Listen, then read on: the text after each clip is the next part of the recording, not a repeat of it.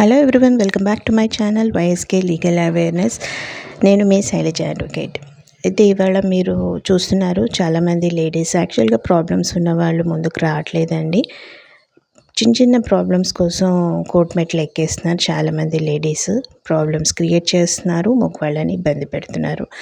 So ఇవాళ video అలాంటి మగవాళ్ళ కోసమే. అయితే మనం పెళ్ళిలో నగలు ఇస్తాం కదండి, వెండి కానీ బంగారం కానీ ఇంకేమైనా ఆర్టికల్స్ ఏమైనా ఇచ్చినా కూడా అవన్నీ కూడా ఒక పేపర్ మీద రాసి ఇరువైపుల వాళ్ళు సంతకాలు పెట్టుకొని చెరో కాపీ పెట్టుకోవడం మంచి పద్ధతి. అలాగే ఆ అమ్మాయి ఏమైనా చిన్న చిన్న ప్రాబ్లమ్స్ క్రియేట్ చేసి పుట్టింటికి వెళ్ళిపోవడము, ఊరికనే గొడవలు చేస్తుందంటే ముందస్తు జాగ్రత్తగా మీరు యాంటిసిపేటరీ బెయిల్ తీసుకుని పెట్టుకోండి. అలాగే దగ్గరలో ఉన్న పోలీస్ స్టేషన్కి మీరు వెళ్ళి కంప్లైంట్ చేయండి.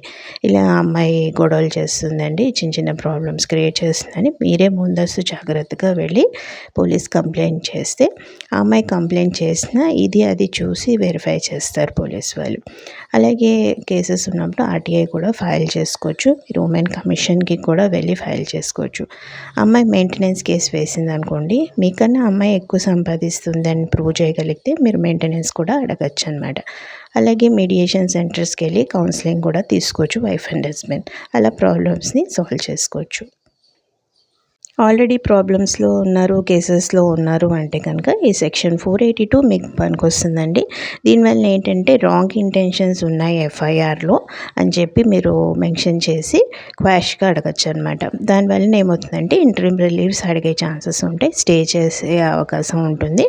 అలాగే ఇన్వెస్టిగేషన్ కూడా మళ్ళీ చేసే అవకాశం ఉంటుంది అనమాట. ఇది ఎఫ్ఐఆర్ స్టేజ్లోనే స్టాప్ అయిపోతుంది.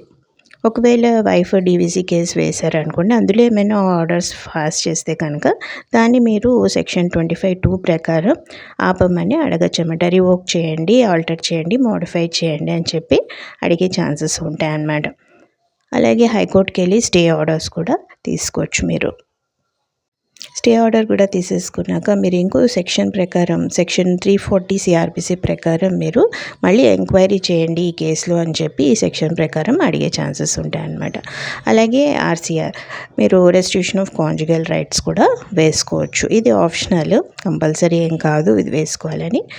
నేను ఇవన్నీ వివరించానే అనుకుంటున్నాను. ఆ వీడియో మీకు నచ్చినట్టయితే లైక్ చేయండి, షేర్ చేయండి, సబ్స్క్రైబ్ చేయండి.